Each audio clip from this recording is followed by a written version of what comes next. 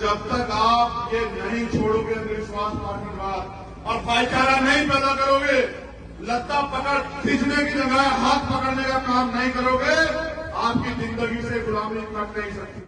अभी आजादी अधूरी है, अभी तो एक पहन निकली है। मैं तो उस दिन अपने आप को ताकतवर महसूस करूंगा जिस दिन देश के प्रधानमंत्री की कुर्सी पे बहुजन समाज का व्यक्ति बैठेगा, बाबा साहब अम्बेडकर को मानने वाला व्यक्ति बैठेगा। की मोहताज नहीं होती, जिसके अंदर जज्बा होता है वो करके दिखाता है। और उसमें शारीरिक रूप से सक्षम होने के बाद भी ये पूरा समाज ये तो सक्षम है, लेकिन यह सक्षम होने के बावजूद भी उसने अपनी हिम्मत, मेहनत और संघर्ष का लोहा मनवाया कॉमनवेल्थ में जाके, तो मुझे बड़ी खुशी। मैं आपसे भी अपने दिल की बात रखना चाहता हूं। मैं जब जेल में था पहली बार, 16 महीने पूर्व में बहुत बड़ा दिन होता है। एक एक दिन जो है मैं इस बात के साथ गुजारता था कि जब मैं जेल से बाहर जाऊंगा तो बाहर निकल के काम करूंगा, मेहनत करूंगा। मैंने इतिहास पढ़ा, मैंने देखा हमारा समाज जो है ना वो पांव छूने वाला समाज बना हुआ है। वो पैर छूता है, पद के हिसाब से पैर छूता, सफलता के हिसाब से पैर छूता है। बहुत सारे बड़े अफ्ताही हमारे लोगों से ज्यादा कोई करता नहीं। मुझसे भी जिद करते हैं, चलो बाबा साहब की स्टेचू पे माला चढ़ाओ। और मैं ये कहता हूं कि बाबा साहब अम्बेडकर पहले वो व्यक्ति थे आधुनिक भारत में जिन्होंने कहा कि मैं मूर्तियों में नहीं, किताबों में हूं, मुझे पूजने की नहीं, पढ़ने की जरूरत है। मगर इस समाज ने उनको भगवान बना के उनके विचारों का कत्ल करने का काम किया है। और ये समाज, इसमें मैं भी हूं, हम बराबर के जो है ना भागीदार हैं इनकी बच्चों के कत्ल के। आप याद करो, मैं उस समय पैदा नहीं हुआ था, लेकिन जिस समय बाबा साहब हमारे लिए लड़ने के लिए गोलमेज गए और हम इतने निकम्मे नालायक लोग थे कि उनके परिवार की रक्षा सुरक्षा भी नहीं कर पाए, वो हमारे लिए लड़ने के लिए, संघर्ष करने के लिए, पढ़ने के लिए विदेशों में गए। और उनके बच्चे जो हैं वो सुविधा, इलाज, खाने पीने की कमी कारण मर जाते। समाज को अपने अंदर झांकना चाहिए।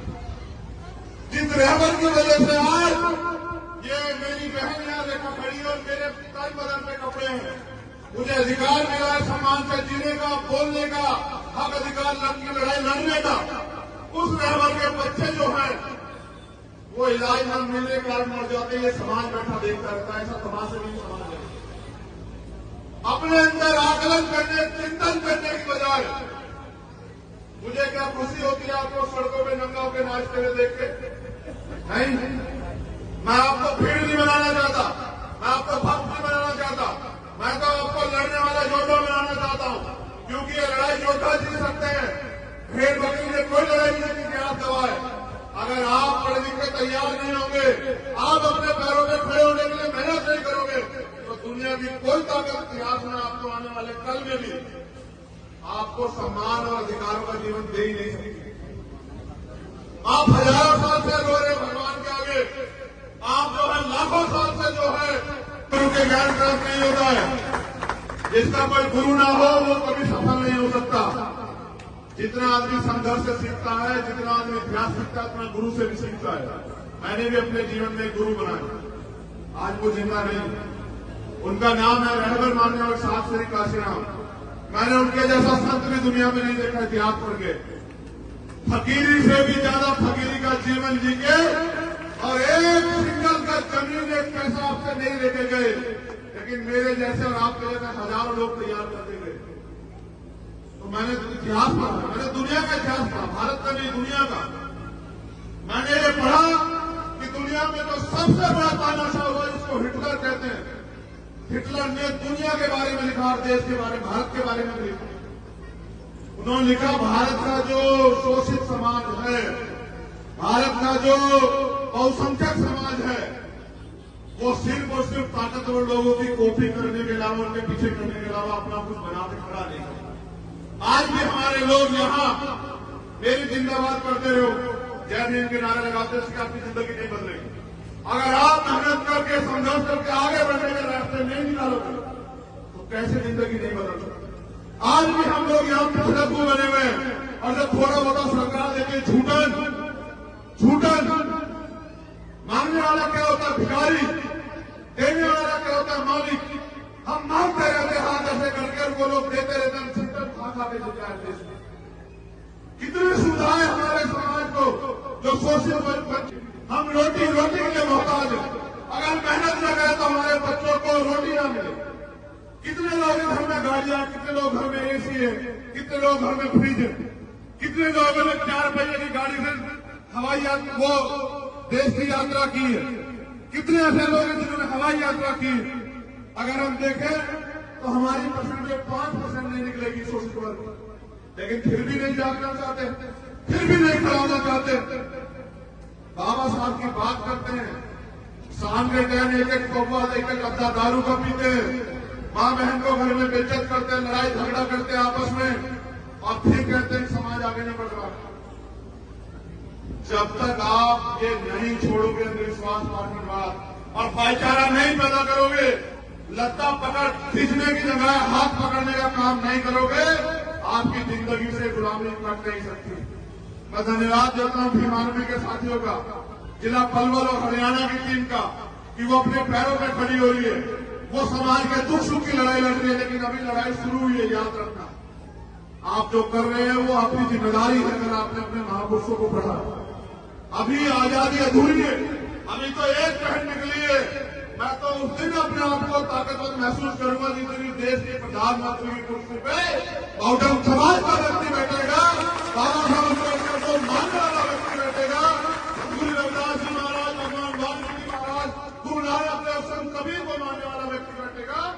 और जिस दिन देश में ऐसा चाहूं राज में जो मिले सबन में अन्न और तुम बसे रविदास रहे, पर तब जाके जो है तो मानवता में आ जाएगा, गैर बराबरी खत्म हो जाएगी, गुलामी की जड़ें काट दी जाएंगी।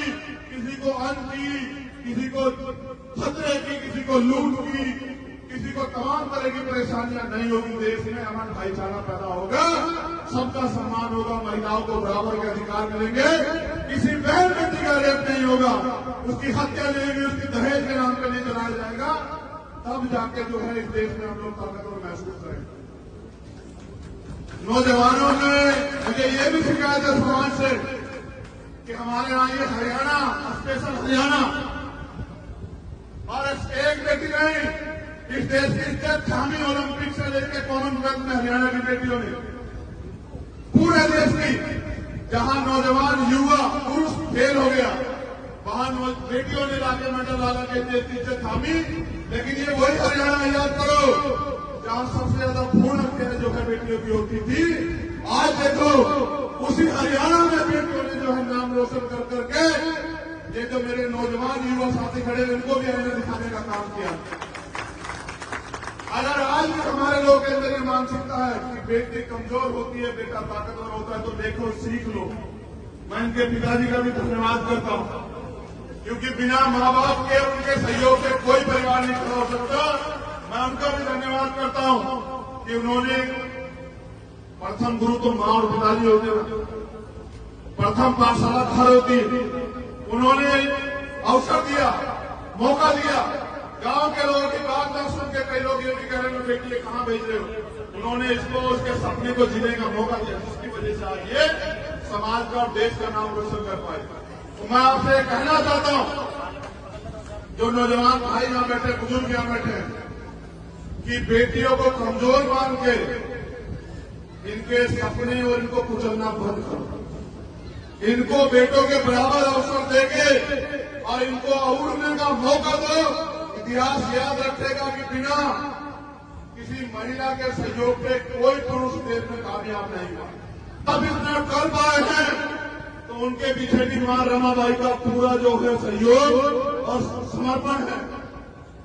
मां रमा ने अपना जीवन कैसे कैसे काटा, लेकिन बाबा साहब को महसूस नहीं होने दिया, तब बाबा साहब लड़ पाए। और फिर अगर मैं साहब काशीराम की बात करूं तो उनकी बहनों का, उनकी माओ का, उनके और समाज की महिलाओं का इतना बड़ा हमारा जो है उनके पीछे त्याग बलिदान है कि जिसकी वजह से जो है साहब काशीराम जी इतना बड़ा आंदोलन खड़ा कर पाए। और मैं आज कह रहा हूं, अगर आप सर्व करने का कुछ है खजूर करके साथियों तो बताओ, रेखा तंवर है या नहीं है बताओ, मुंह से बताओ, रेखा तंवर है या नहीं है बताओ। तो ये बेटी है बेटा है बताओ, ये बेटी है बेटा तो आज कह रहे हो तुम लोग, ये बेटी है। और ये वो उन बेटियों में से एक बेटी है जो रात को 10 बजे के बाद भेड़ियों के बीच में बाहर नहीं निकल सकती। ये देश की स्थिति है, रात को 12 बजे कोई बेटे मेले नहीं घूम सकती, ये देश की स्थिति है, जबकि सबके घर में बेटियां है। इसलिए मैं आपको कह रहा हूं, इसको बेटा कहने में नहीं, बेटों की सोच बदलने में समाज बदलेगा। मेरी बात को याद रखो आप लोग। अगर हम अपनी सोच नहीं बदल पाए और बेटियों के सपनों को कुचलते रहे तो इस देश में एक दिन ऐसा आएगा कि आपको अपना जीवन जीना भी जो है ना दुर्भर हो जाएगा। तो मैं दोबारा से धन्यवाद करता हूं और ये उम्मीद करता हूं, आप लोग भी उम्मीद करते हो नहीं करते हो बताओ। पहले उम्मीद तो जान लो क्या है। मैं ये उम्मीद करता हूं कि ओलंपिक में रेखा तंवर गोल्ड मेडल लाएगी। आप लोग करते नहीं करते हो बताओ। जितने लोग करते हैं बहन और भाई बुजुर्ग हाथ खड़े करके बताओ। आप देखते बेटा कितने लोगों की जिम्मेदारी। ये तो आज तक थी, यहां से बाहर जब मैं ट्वीट करूंगा ना पूरे घर से तेरी फोटो लगा के, तब तू देखना कि पूरे देश और दुनिया में रहने वाले कितने लोग जो उम्मीद करेंगे अब तेरे ऊपर है, हम सबके ऊपर।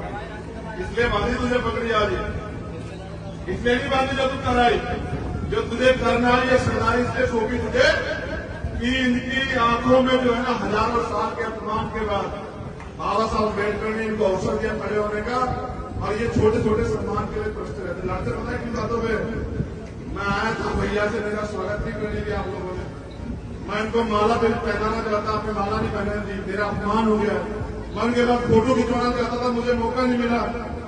मैं उनके पीछे खड़े होना चाहता था, मुझे मौका नहीं मिला। इसको अपमान सम्मान समझते मेरी गुड़िया, ये जो तू कर गया इसको सम्मान नहीं मानते, लेकिन मैं इसको सम्मान मानता हूं। और जिस दिन ये भी इसको सम्मान मानने लगे मैं लिख के देता हूं, एक रेखा तंवर नहीं पलवर से हजारों रेखा तंवर तैयार हो जाएंगे और देश से लाखों रेखा तंवर तैयार हो जाएंगे। और याद रखना, इतिहास सफल लोगों का लिखा जाता, किसी असफल व्यक्ति का इतिहास देश में नहीं लिखा किसी, जिनका लिखा वो सफल है। अगर कल इतिहास में हमारा नाम भी दर्ज होगा तो वो सफल होने के बाद होगा। जब तक सफल नहीं होते तब तक तो ये सब चीजें हैं। लेकिन सफलता भी कैसी, सफलता ऐसी कि साहब के 3 सपने थे, एक वो पूरा करके अपनी जिंदगी में। मेरी बात पे नौजवान साथी बीमारी के गौर करना, उन्होंने अपने जीवन में मूवमेंट में आने में 3 संकल्प लिए थे। पुराने बीएसपी के लोग होंगे जानते होंगे, उन्होंने कर लिया पहला कि भारत के सबसे बड़े सूबे का हुक्मरान बनाना है समाज को, उसको वो पूरा करके गए। भारत का सबसे बड़ा सूबा आबादी के हिसाब से उत्तर प्रदेश है। फिर उनका दूसरा सपना था कि इस देश का हुक्मरान बनाना है समाज को, जिस समाज को लोगों ने पैरों में गिरा के रखा उसको माथे की जो है ना चमक हीरा बनाना है, तो इस देश का हुक्मरान बनाना है। तो पहला सपना तो हमने छोड़ दिया क्योंकि साहब उसको पूरा करना। पहले सपने की तरफ हम देखते भी नहीं है। जब तक इस देश में साहब काशीराम का जो दूसरा सपना है वो पूरा नहीं करेंगे, चैन से नहीं बैठूंगा मैं यहां करना। और वो मुख्यमंत्री बनने से नहीं पूरा होता, तो मेरी इच्छा मुख्यमंत्री बनने की है भी नहीं। सच बता रहा हूं, एक ही इच्छा है कि अपने जीते जी पूरे सम्मान के साथ, क्योंकि मैंने साहब को रोते हुए बिलखते हुए देखा और मैंने बाबा साहब को भी पढ़ा देखा। इसलिए नहीं क्योंकि किताबों में देखा, फोटो में देखा, टीवी में देखा इसलिए नहीं क्योंकि मैं उनके समय में पैदा नहीं हुआ, लेकिन मैंने 18 मार्च 1956 को उनका भाषण सुना और पढ़ा भी, जिसमें वे कहते हैं कि मैं तमाम तरह के अपमान सह के। क्या अपमान मानते हो तुम लोग? फोटो नहीं खींचा, माला नहीं लगी, पगड़ी नहीं पिढ़ाई, ये क्या होता था? वो कहते हैं मैं तमाम तरह के अन्याय, अत्याचार और आरोप अपमान सहते हुए इस कारवां को वहां से यहां तक लेके आ पाया। अगर आप इसको आगे नहीं बढ़ा सकते तो उसको पीछे मत जाने देना। और वो कहते हैं कि मैं चैन से मरना चाहता हूं,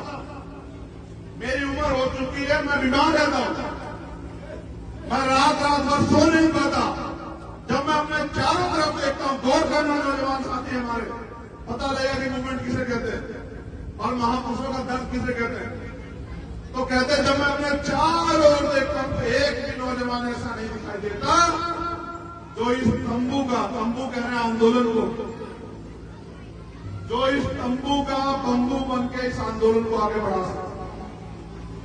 पूरे समाज से कह रहे हैं, एक ऐसा रैबर जिसके 4 बच्चे कुर्बान हुए तब हमारे तन पे कपड़े आए, वो कह रहे हैं समाज कि जब मैं अपने चारों तरफ देखता हूं तो एक भी नौजवान ऐसा नहीं दिखाई देता जो इस आंदोलन का, जो इस तंबू का बंबू बन के, जो अपना जीवन समर्पित करके इस आंदोलन को आगे बढ़ा सके, जो मैं चैन से फंस सके, जो मैं अपने समुदाय के लिए कहना चाहता था उसका 10% भी नहीं कर पाया। मेरे सारे सपने अधूरे हैं।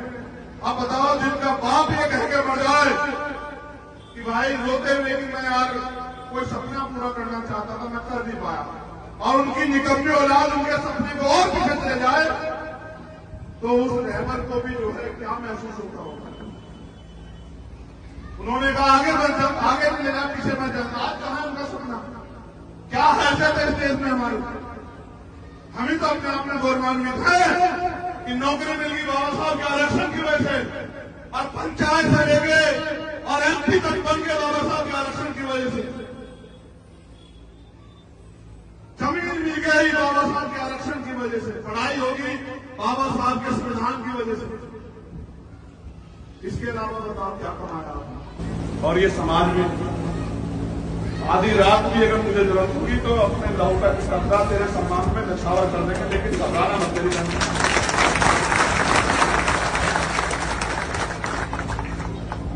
पाला खींच के पार ही उतारना, ठीक है।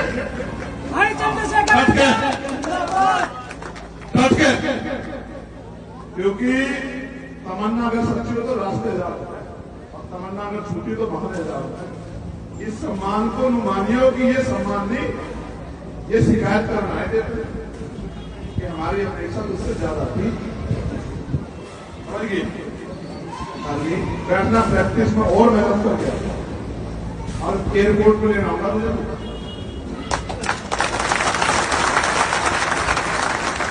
हमेशा से माफ जाएगी तुम्हारे, लेकिन वहीं से एयरपोर्ट से उस दिन खजूर का लाने का मौका देगी, असली घर उस दिन, ठीक है।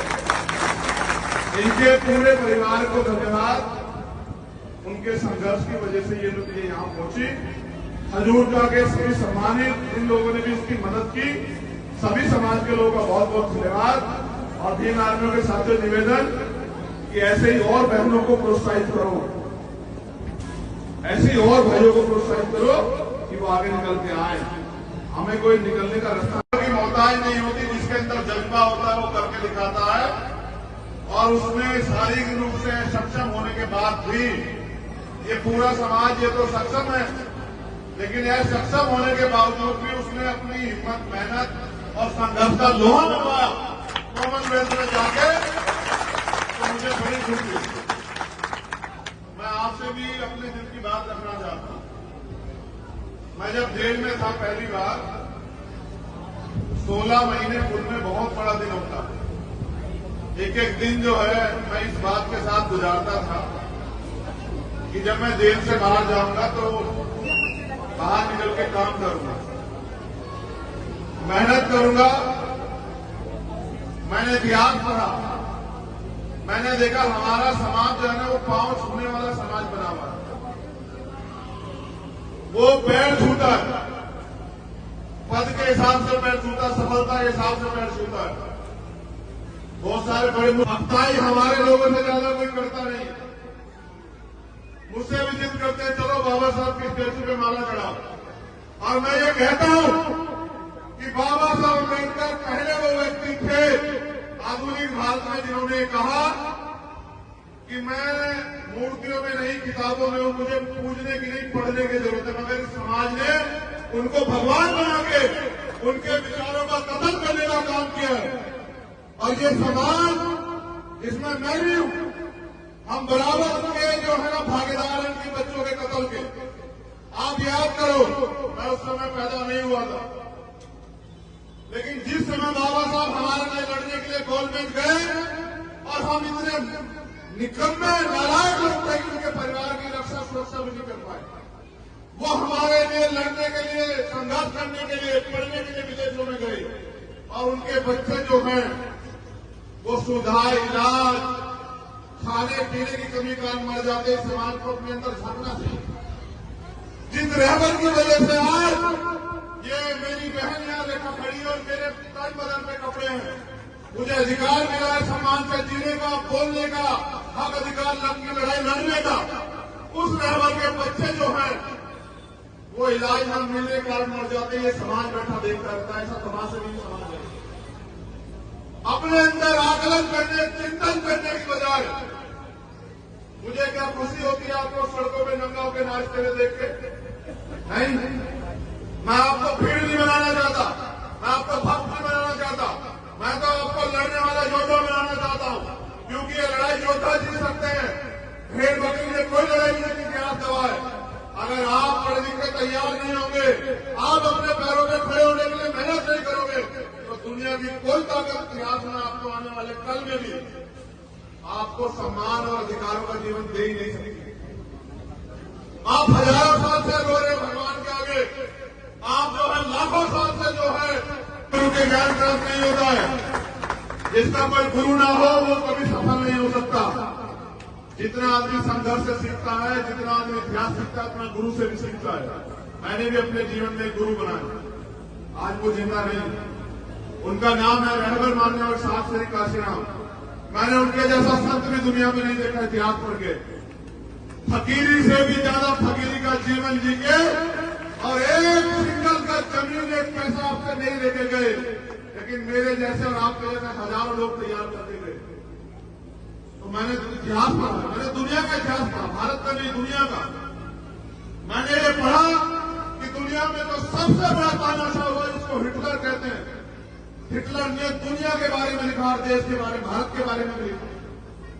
उन्होंने लिखा भारत का जो शोषित समाज है, भारत का जो बहुसंख्यक समाज है, वो सिर्फ और सिर्फ ताकतवर लोगों की कॉपी करने के अलावा, उनके पीछे करने के अलावा अपना कुछ बना के खड़ा नहीं करता। आज भी हमारे लोग यहाँ मेरी जिंदाबाद करते रहो, जय भीम के नारे लगाते, उसकी आपकी जिंदगी नहीं बदलेगी।